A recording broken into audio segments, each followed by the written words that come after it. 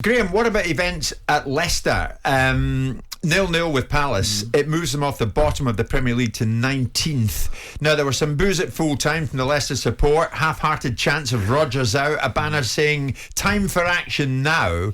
And if we're really looking at it forensically, Top, the owner of the football club, he was in attendance at the match. It's been widely reported it was a kind of slow, rather exaggerated shake of the head from him at full time. You're taking it a second. This was Brendan, post-match. Top's a good guy, and it would never change my feeling for him if he ever had to make a change. That's the reality. He's a good guy that's inherited a football club in his early 30s after a tragic event, and I think he's been brilliant in that time. And he's given me support, the football team, as much support as they possibly could. And he's been rewarded for that. And now, in a tough period, in a tough time, he's still been supportive. How long that lasts, we'll see. He'll tell me if it changes. But until then, I'll keep working, stay focused, and take it from there. Where are you at with that, Simon? What's Brendan telling us here? He's morphing into the Henry Kissinger of football, isn't he? He's a diplomat. Look, I'm not entirely sure. I'd quite like the fact that he won't steer into the narrative that Red Tops want, which is basically he's bulging at the eyes or he's absolutely beaten. The only thing that's holding him up is his pants, right? That sort of dynamic. He's very relaxed and seemingly ambivalent to the circumstances around him.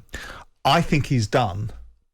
I think that the language that he's using previously about getting 40 points and referring to the journey that his owner has been on, and his owner's son, and the experiences have bugger all to do with the lack of intensity or outcome on the pitch. And I think Brendan, as much as I like him personally, and I think he's a very decent coach, I think his time is up at Leicester. I don't think we're seeing a huge backlash from the fan base, but I think it's building and so what's building. Stopping Top and the rest of them? Well, I suspect most things that will stop them is common sense, waiting to see what the opportunities are, and probably waiting to the World Cup to give yourself an opportunity to look around properly, to make the right decisions, not to act in haste and repent at leisure. People aren't replacing managers that quick these days. Gary O'Neill's been sat in situ at Bournemouth. People are making more considered decisions, and probably at the centre of that is the fact that there's a mid-season break. New ownership at Bournemouth. And a new ownership, possibly. At Leicester, has this gone beyond unbridled loyalty? I don't think any Leicester supporter would have enjoyed Brendan's words last week, where we all knew at the start of the season, the owner knew, we all knew on the staff that it was going to be a relegation battle this year. 40 points was the target. That's tosh. That group of players, no. That group of players is certainly top half. And I'm never comfortable talking about managers losing their jobs, because I know how difficult a job it is. But I think you have to be judged on today, not what you did yesterday.